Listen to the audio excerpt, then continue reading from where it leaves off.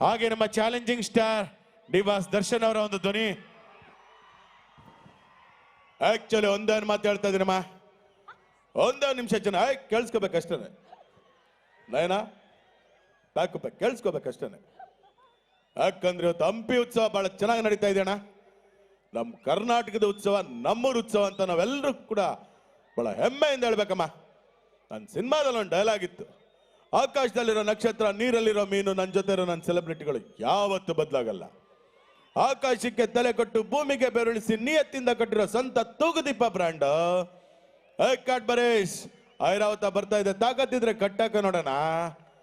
ಎಲ್ಲರೂ ನಮಸ್ಕಾರ, thank you ಮಾ. ಹೆಣ್ಮಕ್ಳು ಹಾಕೊಳ್ಳೋಂತ ಅರ್ಶನ ಕುಕ್ಕುವನ್ನ ಬಾಟ ಮಾಡಿ ಇಟ್ಕೊಂಡಿದೀವಿ.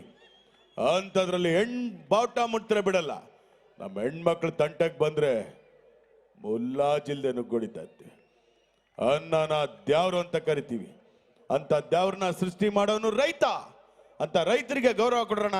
ಎಲ್ಲರೂ ಥ್ಯಾಂಕ್ ಯು ಮಾ. ಥ್ಯಾಂಕ್ ಯು ಚಿನ್ನ. ನಮ್ಮ ಗಿಲ್ಲಿ ನಟ ಅವರ ಒಂದು ಸಂಭಾಷಣೆ. ಅಣ್ಣ ಯಾವ್ದಣ್ಣ? ಅದೇ ದೊಡವ ಸಮಥಿಂಗ್ ಅಣ್ಣ. ಅದು ಈಗಲೆಲ್ಲ ಹೇಳ್ತೇವಣ್ಣ. ನಮ್ಮ ನಯನಕ್ಕೂ ಹೇಳ್ತಾಳೆ, ದೊಡವ ದೋಸೆ ಕೊಡು, ಚಿಕ್ಕವ ಚಟ್ನಿ ಕೊಡು, ನಮ್ಮಪ್ಪ ರಾಜ ಕೊತ್ತಂಬರಿ ಬೀಜ ಸಾರ್ಗ ಸೊಪ್ಪು. ಇವರಿಬ್ರು ಮಾಡಲ್ಲ ತಪ್ಪು ಕಾರಣ.